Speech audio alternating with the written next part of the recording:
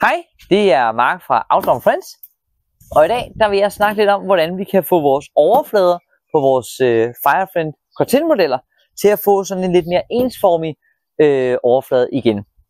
Det kunne jo være, at man har haft en Firefriend, eller har en Firefriend, som ligesom den her, har stået ude lidt længe, og der har været, måske den er blevet brugt, og der er kommet nogle varmeskjolder, og vi har fået spildt lidt madolie ned af den, og der er måske også blevet spildt lidt madresten og lidt. Den har fået sådan lidt uens overflade, som man selvfølgelig, nogen synes er rigtig pæn, og nogen synes måske at gerne vil have sådan en lidt varm glød tilbage i overfladen.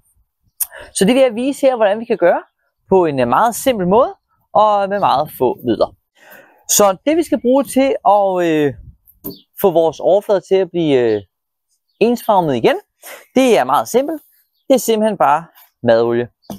Og så skal vi også bruge en stålbørste, og vi skal også bruge noget papir. Og hvis vi tager stålbørsten igen her, så er det, jeg har sådan en almindelig værktøjsstålbørste. Det kan også være et stykke sandpapir, det kan også være ens grillbørste, man bruger. Det er lige meget, bare den har lidt den her overflade eller noget, der ligesom kan løsne lidt i det her overfladerust. Så hemmeligheden er faktisk at bare bruge noget olie. Og nu her kan man sige, at det er jo ikke madlavningsoverflader, men for at gøre det simpelt og nemt, så bruger vi bare en billig, ganske almindelig rapsolie. Så det er det, jeg vil bruge i dag. Og så vil jeg bruge noget papir til at tørre olien af med. Og det kan man, jeg bruger sådan noget her, lidt groft værktøjspapir. Det kan jeg godt lide at bruge. Det kan også bare være et stykke køkkenrulle. Det behøver slet ikke at være så fancy. Så det jeg vil starte med, det er lige at gå helt overfladen igennem med min stålbørste. Så jeg har fundet min stålbørste, og så er det simpelthen bare at gå i gang med at tage hele overfladen, og det er bare hurtigt lige lidt på overfladen.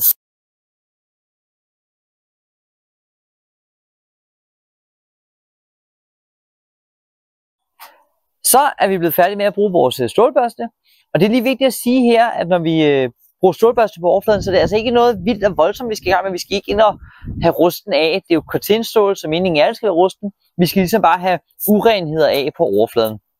Så det er ikke noget vildt og voldsomt. Det vi så gør nu, det er, at vi tager noget papir.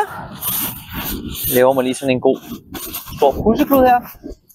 Og så er det simpelthen bare at komme i gang og køle lidt olie på. Det er sådan lidt kontroversielt, at vi bruger olie på sådan en overflade her, der alligevel skal ruste, kan man sige, men det gør altså bare noget rigtig flot. Og nu starter jeg lige med låget her, og får det gniddet godt ind i.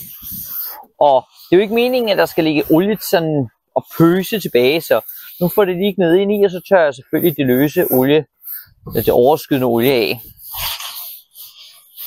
Og I kan simpelthen se her også allerede, hvor hurtigt den får den her varme, flotte glød tilbage i overfladen.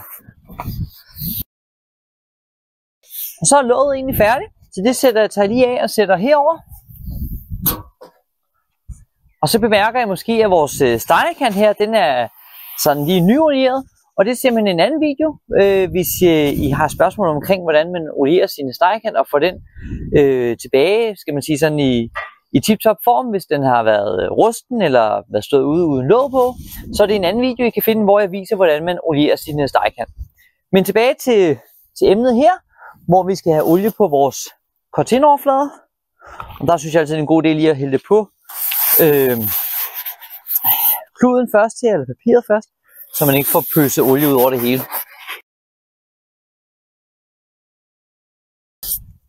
Så tror jeg, vi er ved at være nået til vejs ende. Og det jeg så godt lige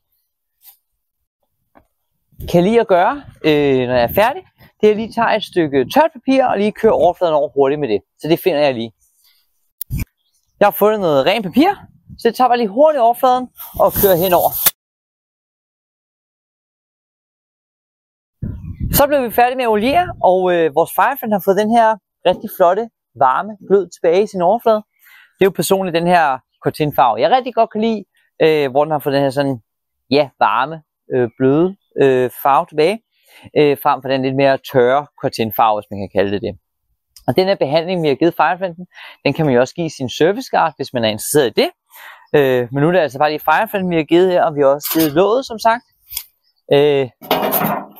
Og det kan man jo gøre i de intervaller, man selv ønsker, når man synes, at sin Firefriend den trænger til en lille opfrisker. Husk, hvis I har nogle spørgsmål eller til vedligehold eller brug af jeres Firefriends, og I ikke kan finde svarene i vores videoer, så er I altid velkomne til at skrive en mail til os eller ringe til os. Så er vi klar til at hjælpe jer med, hvordan I kan vedligeholde jeres Firefriend.